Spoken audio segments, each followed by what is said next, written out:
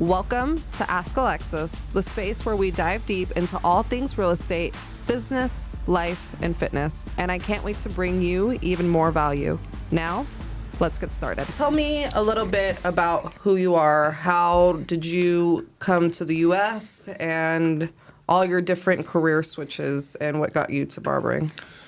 So I'm Portuguese and born and raised. In 2002, I have an uncle in New York, and he invited me to come here. I was 19. I came to visit, and I saw how Americans live, and I saw the way the American people are, and I said, maybe I'll go there, move there one day. But life go on, continue, and then 2009, I decided to make the switch. I came here to visit again, met somebody, ended up getting married, moved to New York. I started working in the nightlife as soon as I got here, and that carried me all till a couple of years ago, which I want to say 5 years ago. And 5 years ago, I just tried to make the switch and become a barber.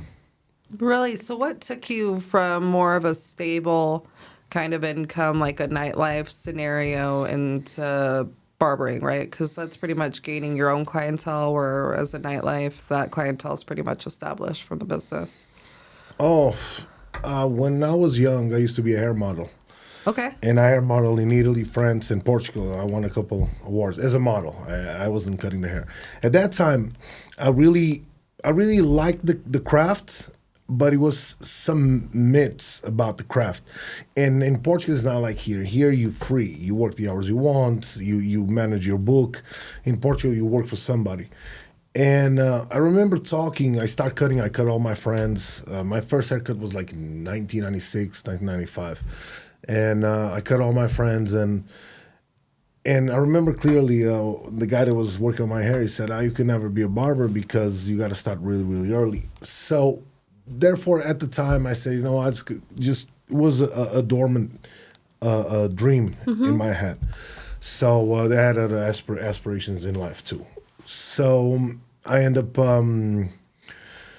never pursuing, but it stayed there. So when I worked at a nightlife as good and the good money, and I managed multi-million-dollar clubs in Florida, in Jersey.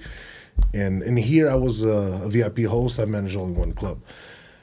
I realized that chasing that money, just working for the money is good. You make good money, but what you surround with, that makes a difference. And I noticed that people that go to this types of nightlife establishments literally like drug addicts, alcoholics, cheaters, because I manage strip clubs. I don't know if I mentioned that, and you end up not having a network after all these years. And I said I want to do something on my own pace, something that I can do with my hands, something that I don't have to carry a resume. I can go somewhere and show. And I decided to be a barber, and it was at a late stage, 37 years old, learning a trade. It's kind of like a little bit, especially barbering. It's very, very scary because you when you're young, you're willing people laugh at you. When you're older, have people laughing. You don't want to start over or start at the beginning of something. Yeah. And that was the reason that I didn't make the change. No, that's so crazy, because that is exactly what would stop somebody from wanting to reestablish themselves, because they have it in their head that it's too late to start. Simple as that. But you're proving that that's not the case, because how does, from now to then, what does life look like for you? Good. I mean, as far as money is the same, but I go to bed earlier. I wake up earlier. I'm dealing with. I used to say, I tell my wife that I go to work to hang out with my friends, because once you create a good following, you enjoy. I'm going to see Brandon. I'm going to see Steve.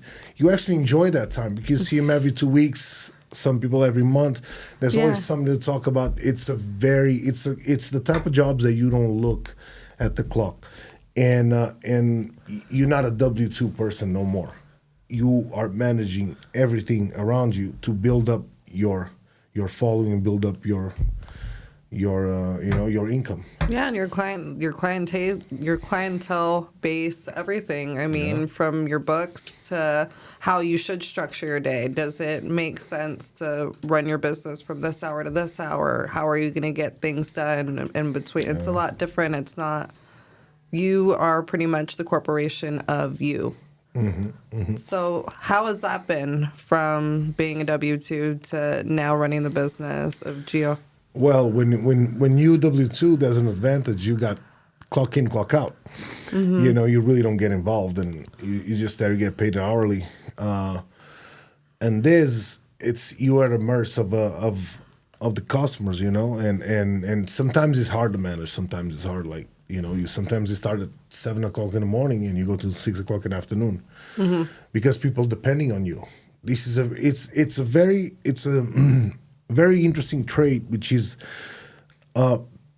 you are responsible for the personal grooming of like a family, which they have pictures, they have school pictures, they have Christmas cards, right, to send out.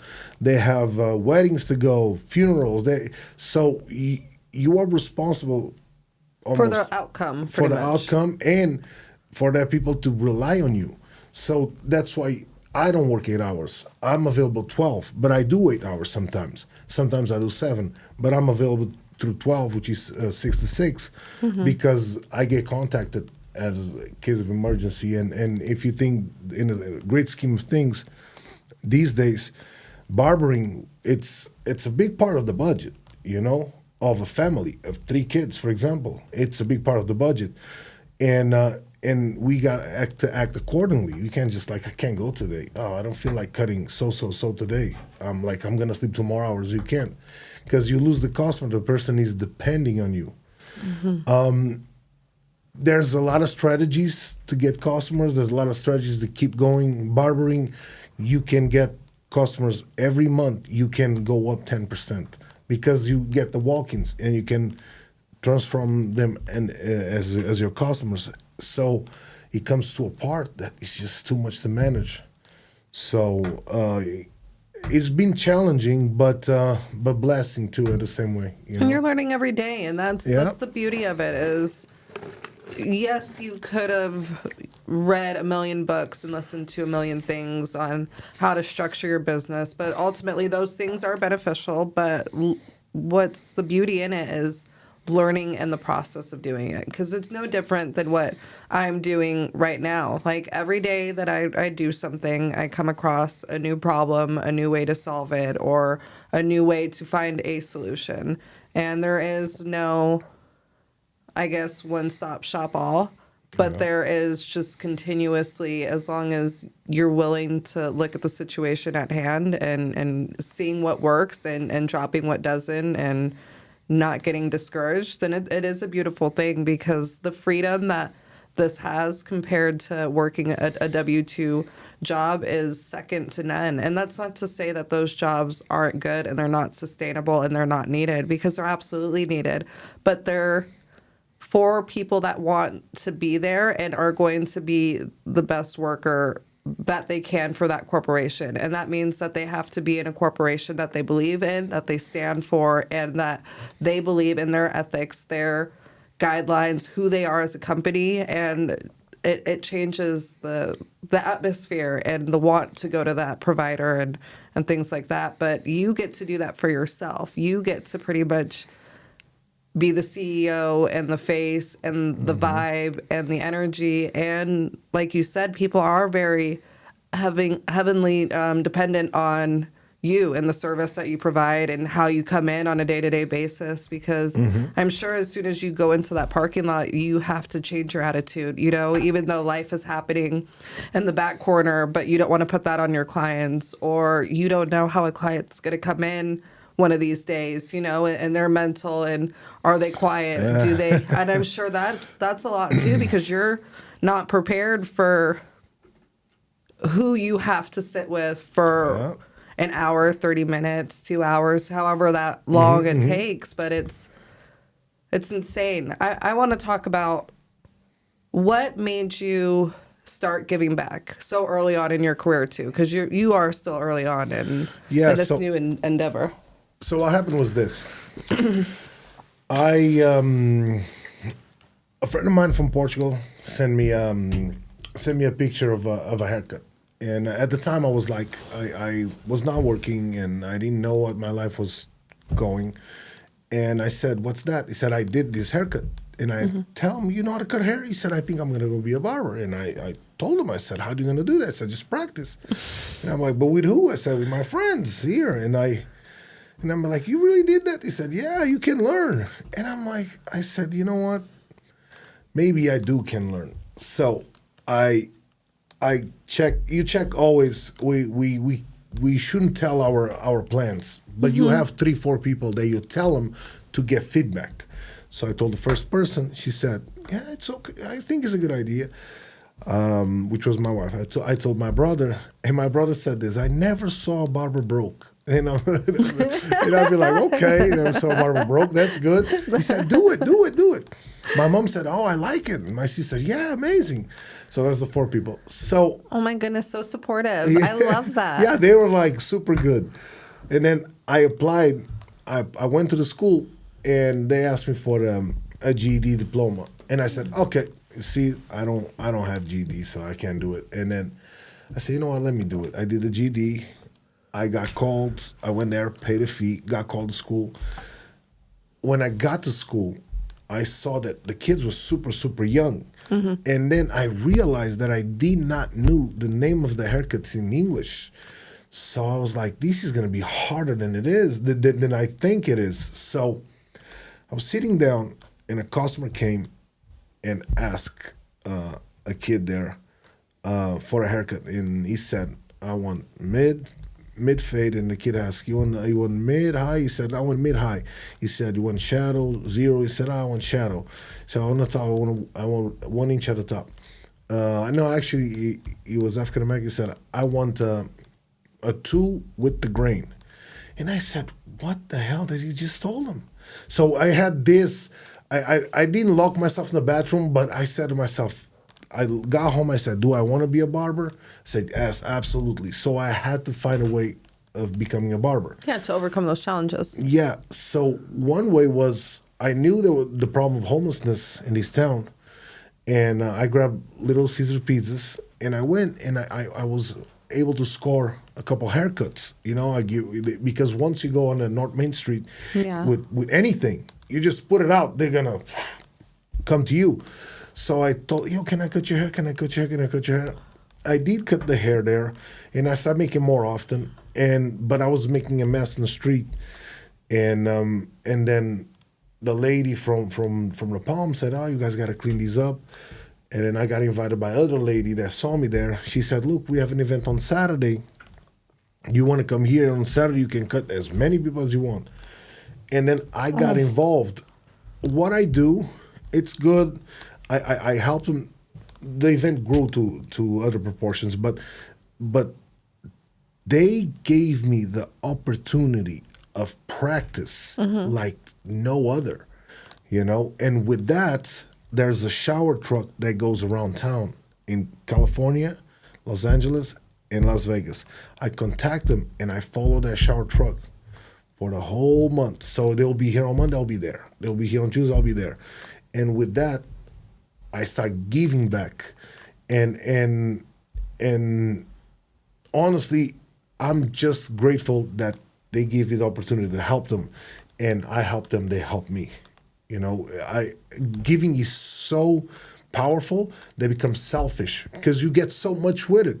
And I was getting so much right there in the same minute, because I was like, I'm getting the reps, so that's how I start giving.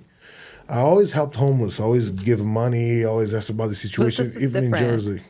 This is really changing their lives in terms of getting them in a different mindset, because when they see themselves in that same way, it is hard for somebody to just say, well, just change. Well, it is hard to change when you're constantly seeing the same things that maybe you aren't so happy with seeing, and it could give them a fresh start. And sometimes it's just little things like that little bit of self-care to give them the want or will to go and try again. And that's, unfortunately, a lot of them, I don't think, try again. I think they kind of just think that that's it for them, and it really is unfortunate. But I don't know, have you heard of any stories of anybody that you've contacted and changed and where they are from the first moment that you met them to, let's say, now? Yeah, so I cut hair. I cut over 5,000 homeless. 5,000? Yeah, over 5,000 homeless. That's an insane amount of people. Yeah, that's a lot of people. So I did keep track from some of them. Yeah. And most of them now, when they come to me, let's say in the past year. So when they come to me now, they have access to job interviews. They have Metro cards if they're looking for a job. They have Metro cards. They have showers, okay, clothes, shoes, haircuts, and IDs. So what happens is this: there's three ways that you get to the street, right? And they are addiction, jail, or hospital. So you can throw divorce on that one too. But addiction, coming out of the hospital, or jail. So these three type of people, they're just rock bottom. That's rock bottom. I'm sleeping in the street. I'm sleeping in a courtyard. These guys come here, give me a haircut. They come, they don't smell well. They're down on their luck. Guy gives them a haircut. They take a shower, and then they go get clothes. I want to say 20% of them, when they come back, they come with job interviews lined up. So what we do is this: we offer up to $1,000 in housing. Really? Yeah. So what happens is they have to qualify, because it's not just saying you have to show. So if they need rehab, I can send them to rehab. I work with a sober living house.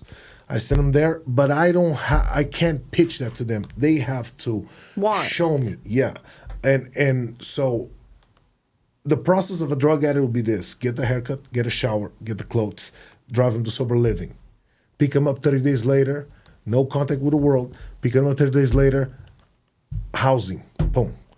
90 days later, housing and job hunting. That's how the drug addict pat. Job and the housing. The housing will be a house with 10 roommates, with one person in charge of everybody, and with curfew times, and with breathalyzer and regulations. They're regulated. Yeah, and then if from that stage, if you pass those 90 days, you will be integrated. Some of them, jail. Those ones bounce back faster. Because they bounce back faster because they don't really. If they're in jail for addiction, it's different. Those ones, they bounce back faster because they go straight to housing. They don't pass the 30 days. Or Section 8, and then they'll get the job. And usually the jobs that we have is that we help them get to is dishwashing. That's something different than what they were doing before. So that's insane. You know, amount of people in jail that you tell them, would you trade everything you did to be now working at McDonald's and just living a simple life? It's like 99% say, yeah, I just want to be free, because they know how to mess it up. So when sometimes they come out, it's just opportunities. They come out and they really bounce back. I see a good rate of success with them. The hospital is hard because usually they are elderly and they have a bunch of limitations, right? And they can't afford insurance, and they just stay there. The elderly is very, very rough, or mentally autistic that lost their parents, you know. Those ones are kind of stuck. There's always new homeless coming to town. You can check on my videos. I cut a guy. I cut him last week, not this Monday, the last Monday. He came on Thursday from Denver. I don't know how they get here. Some of them get transported here because it's cold in other places. They kind of swap the homeless from one city to another. And it's hard to follow him. I'm following one closely that I took him to sober living, and he passed it. I took him November 20th, and he did December 20th. He went to housing. I'm following that closely. He lost his wife for fentanyl. He did fentanyl too, and he did drugs for 30 years. So I'm just waiting for, for results. The reason I didn't post that was, I had him in my car to drive him to the sober living, and I put the camera, and I called him. I called sober living. I said, I got a guy. I said, just bring him down. I asked, and I said, oh man, I got these viral content, man. And I put the phone, and when he got in the car, I said to myself, what am I doing this for? For him or for me? And I'm not doing this for me.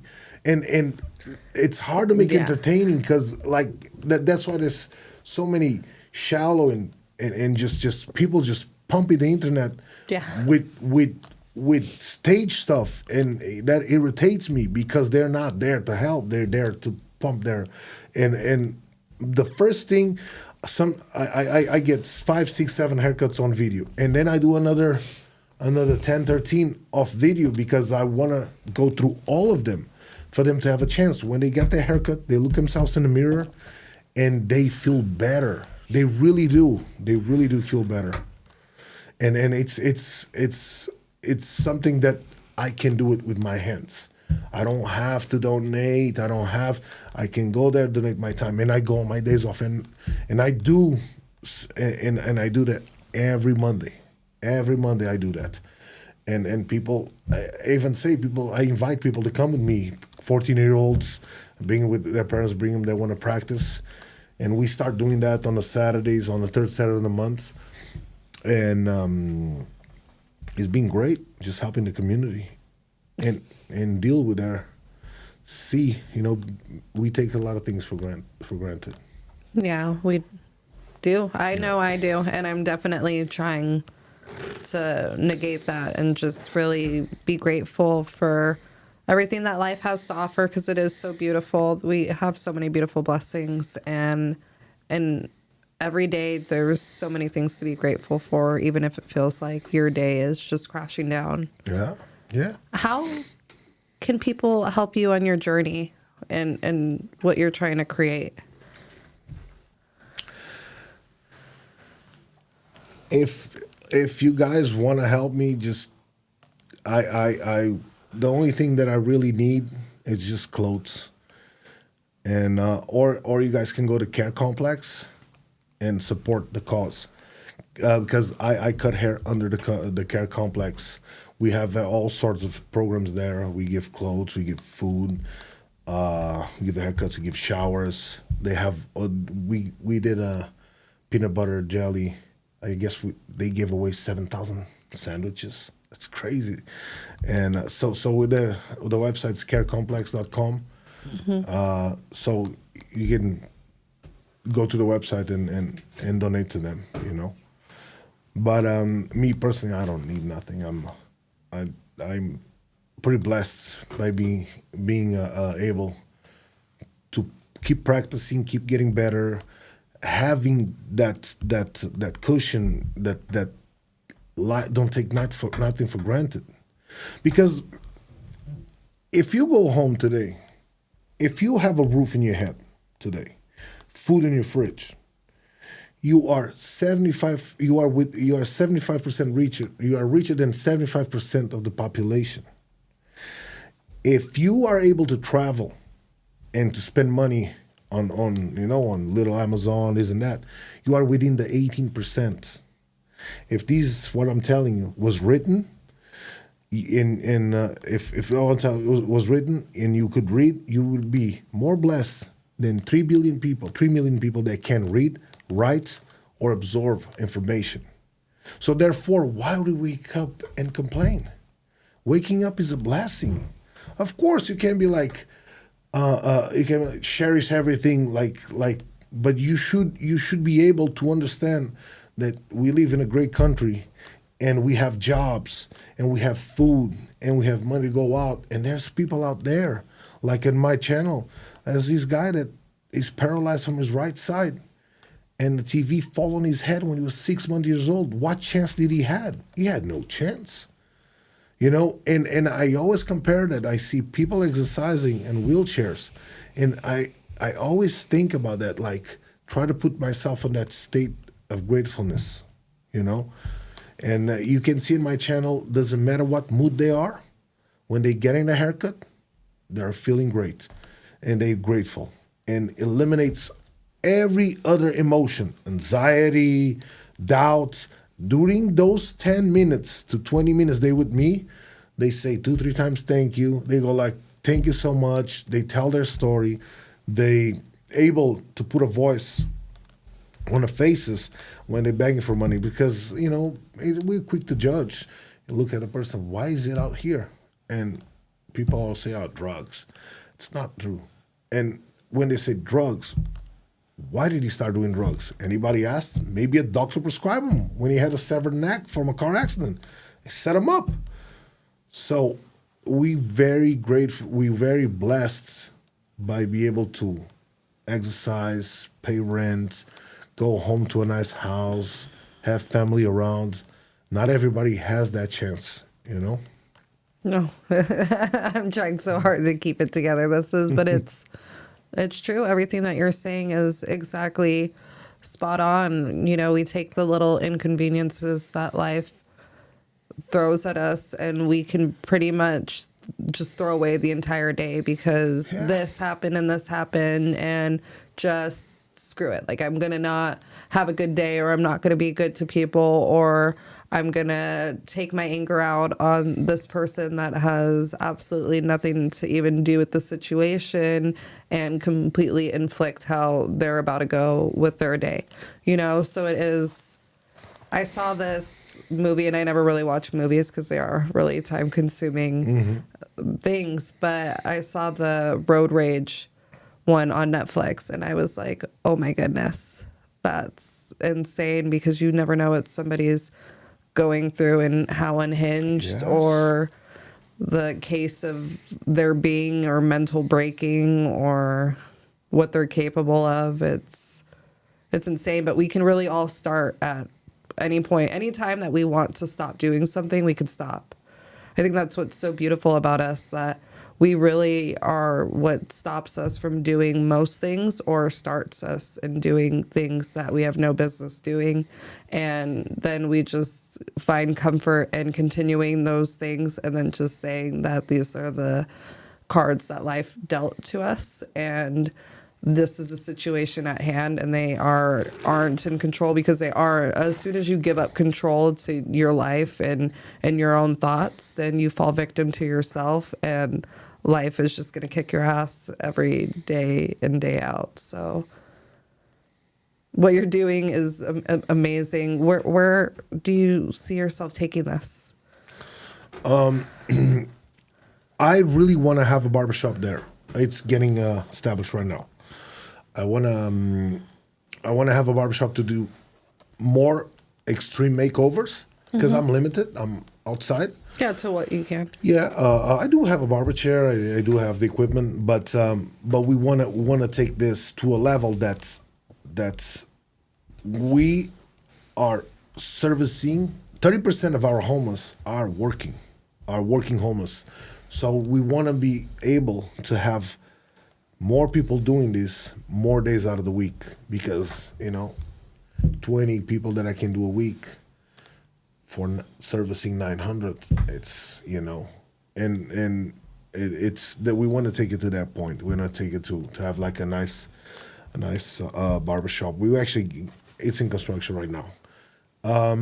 Then taking the nonprofit to another level, there's a lot of things that should be centralized there. We should make it easier for them to integrate. Easier.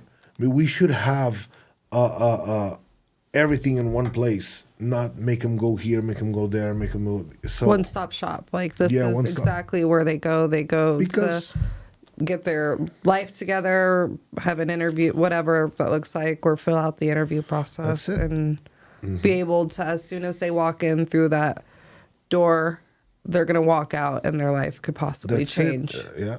Or it's going to change as long as they put in the effort to change, because it is half circumstances when you get to a certain level of things that you obviously can or cannot do when you reach a certain point. But it also has a lot to do with, well, when situations do come available to you, are you going to act accordingly or act in the best way that you're going to benefit from? Yeah. There's the will too. Like you said, they have to want. I have a friend that's starting a house with therapy. It's a new concept, and we're gonna put the haircuts there too. And which we pick them up from the street, give them showers, food, and therapy groups. It will be like 3-4 hour sessions a day, and we're trying to establish that too, because it's integration because these people, if they're the social aspect, that's why they struggle more, because they've been so far from reality, that integration, that mental aspect that we know now that exists, needs to be worked on. I see homeless for any ages. We started taking kids last year. I see homeless any age, from 11 years old to 60 years old, 70 years old. And they all planning. There's not one that's like not planning. They say, I'm gonna do this, I'm gonna do that, but they just don't move forward. And then I'll stop with the drugs around there. That would be my dream, to really like really stop with the drugs. It's just almost impossible. Well, yeah, and it's going to be impossible in terms of people are always going to find a way to subsidize the pain that they're going through, and they do that in substances. It's no different than somebody that has like a gambling addiction or a food addiction, or, excuse my language, like a porn addiction. Like there's so many of these terrible addictions that any one individual can have, and they really only use it to compensate for what they're lacking or what they feel they are lacking of. And so it really, and it's sad because, we sell things that are very addictive, like nicotine. Like, I smoked cigarettes for 12 years of my life, and I'll never get those years back, and just terrible situations that I put myself at hand. And I'm so grateful that, I don't make those same decisions, that I chose to not be that same person. And I am so lucky to be able to take myself to the lowest points that I probably could ever took myself to, and been able to sit here right now, and I'm fighting to get everything back, and more, and really establish who I am and help those in need, and really figure out what my purpose is, because we really don't know what that is till you start looking for it. And I have a really good feeling at what I'm doing right now is exactly that. And even though it is still getting worked on and tweaked on and, constantly edited, I think that it forever should be, that I should continue to figure out what I am doing, and it'll happen. So I really appreciate you doing what you do, and I know that you do it out of the kindness of your heart, but you're doing so much more than most people anywhere. And not only have you done haircuts for them, you've created resources and tools and given them, different outlets and a different way of life that they didn't even know was possible, just minutes before coming in contact with you. So where can people find you? How can somebody see what you're doing, and where do you work at? So I have, where do I work? I work at Village Barbershop. Okay. Okay. It's on Horizon in Eastern. That shop has been there for 25 years. I'm friends with the owners, and I've been there for a while now. They can find me there from Wednesday to Sunday. Okay. Or they can see my work on Fading the Forgotten on YouTube, Instagram, or TikTok. And I want to revisit what you said about the purpose, right? And a collectively of things that now I'm working on. The purpose, I found this is my purpose. It's cutting hair, helping the community. I don't care how much money that's going to bring me. I really don't. I got a good life. I wish I could help more, and I will in the future, but I'm happy with what I have. I'm really happy. It's beyond my imagination. Coming from where I came, my family was kicked out of Africa because they were Portuguese, and they lived in Angola. They were Portuguese, and then the communism fell in Europe, so then the colonies started fighting, and then we all had to come to Portugal. So I was born in Portugal. So it was very, very rough when I was young. And now I'm very grateful I have. And the purpose that I found doing it, I found my purpose doing this. Okay? Now, the things that got together was I started joining forces. And I joined forces with Care Complex. And then these people, Care Complex does a great job of collectively getting donations for this, donations for that. There's a lot of sponsors. They've been there for, I don't know, a long time. Mm-hmm. So I just joined forces with them.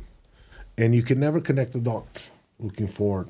But looking back, you see, and things lined up. You know, opportunities come. You just got to be ready to take them. And act when they're present. Yeah. And when you ask for something, make sure that that's exactly what you want, because those opportunities arise and we miss them all the time. Yeah. Thank you so much, Gio, for coming on. Thank you, everybody, for watching Let's Ask Alexis. If you know anybody in the Valley that's doing some amazing things, or if you yourself are doing some amazing things, I'd love to have you on. And I also, if you have questions about what's going on in the world, or how real estate, business, life, and fitness can change your life, please like or comment and reach out to me. I would love to get you on. I'd love to answer those questions, and I'll see you next week.